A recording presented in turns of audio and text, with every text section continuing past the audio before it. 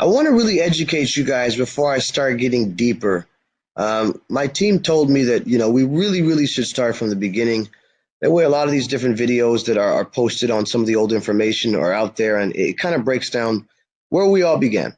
Okay, so Bitcoin versus banking, because if we look, there are a lot of different ICOs, and in the world of ICOs, the biggest ones that we see are finance related and trading and investment related.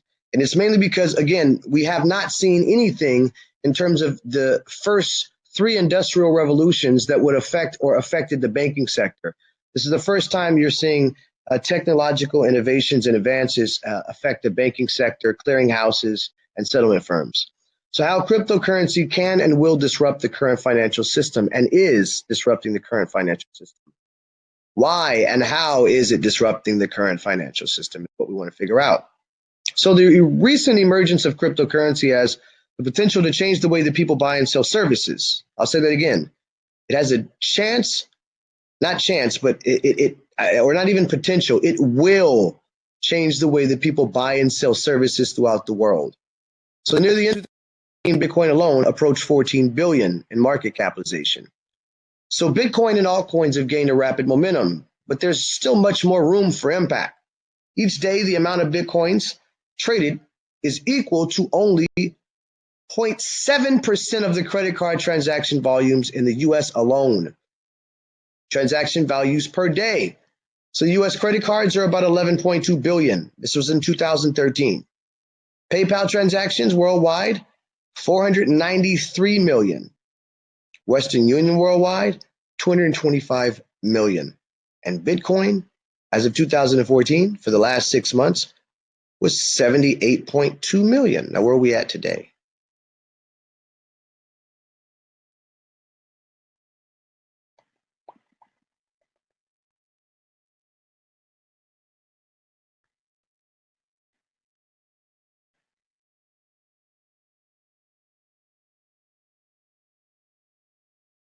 We'll just look at the last 24 hours.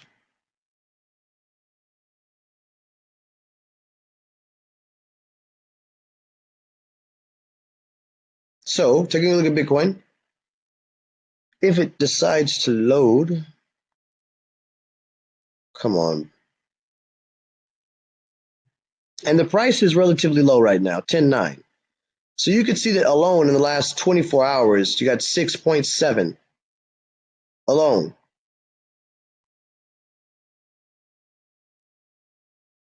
So that was 11.2 billion, okay, and 78.2 million, with today being about 6.7 million. Now, to truly understand why cryptocurrency could change the game, one must look at how and why financial institutions were created in the first place. Now, the origins of banking and payment systems. This was it's taken about 1,000 years for our financial system to develop into what it is today. Now, however, retail banking, it's always been relied on by many of the same principles: security and a safe place to keep your money. But obviously, today things aren't really as safe anymore as they once were. Convenience was another thing that was big, an easy way for you to access your money. And then savings and investing, having the ability to grow your money through interest and access to investments, different investment platforms. Banking over time, retail banking, as we know, it evolved, and it's taken 1,000 years to evolve to where it is today. Coming from ancient times in ancient Rome, before banks, they used to store currency at templates for temples for safety. Now, some of the first financial intermediaries were the money changers, or the merchants who would take the money in one currency and exchange to another. And they still are called money changers in third world countries and other countries around the world today. In modern banking, it began an early renaissance in the 14th century. 15th century, the world's oldest continually operated bank was the Monte dei Paschi di Siena, founded in 1492. 17th century, you can see things evolved. Then from the 19th century, we then came into different bills that were used for the first time. And then now, 20th century, you see we have ATM machines, electronic payment systems, and other services that are all offered for the first time. Now,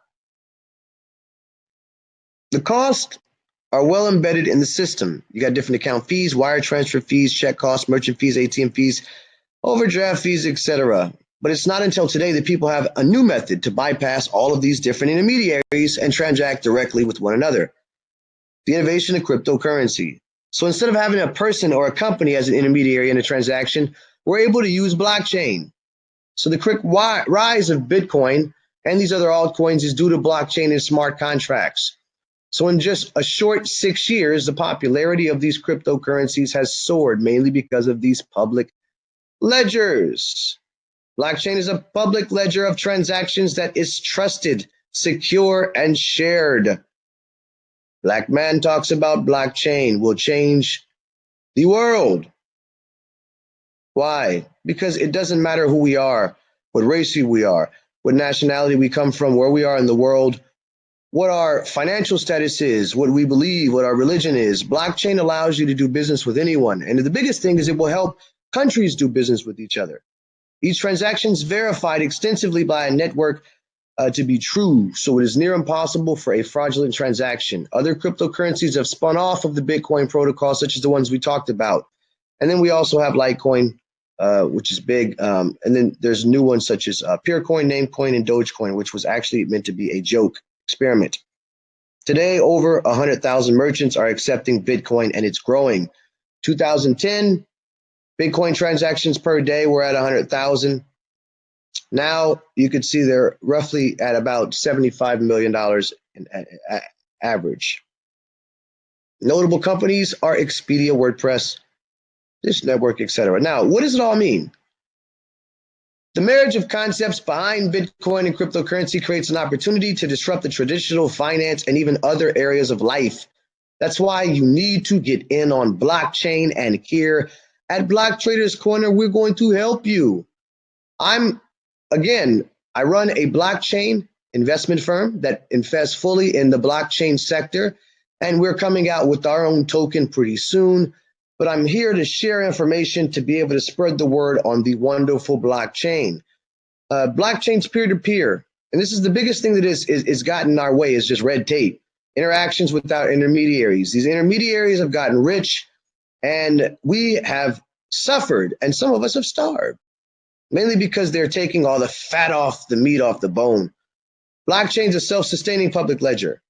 It's an open source code. It's a public and can be built upon, decentralized, so there's no central authority.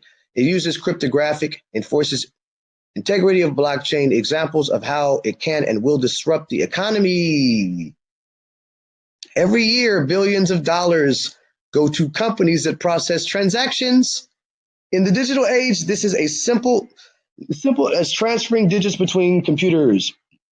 So payment systems, so inefficient transactions, intermediaries like banks and credit cards, etc. You buy lunch for $20. A credit card checks your bank account. Credit card sends the money to the restaurant and then charges you 3%. Merchant gets $19.40. Credit card then charges you fees. Seems like they're ripping us off on both ways. Cryptocurrencies remove the middleman and make the transaction more efficient. Efficient transaction, no intermediary. You buy lunch for Bitcoin, let's say 0.3 of a Bitcoin, which is a lot because right now that's roughly almost a little over $300 worth of Bitcoin. Now, it would be like probably more so 0.003 or maybe even less. Now, Bitcoin goes directly to the vendor and transaction is verified to be true by the network. Merchant gets the amount in Bitcoin. Buyer also pays a very small fee in Bitcoin, okay? And to the miners to keep the transaction secure, who processes the transaction. In this case, it works out to be 0.3%, 10 times more efficient. Now, bank accounts. The average American or Canadian, wherever you are, we spend about $200 a year in bank fees. Banks allow you to keep your money safe. Yeah, right. And you got Wells Fargo stealing money out of the bank. And the bank's turning you away when they have liquidity issues. Is it really safe?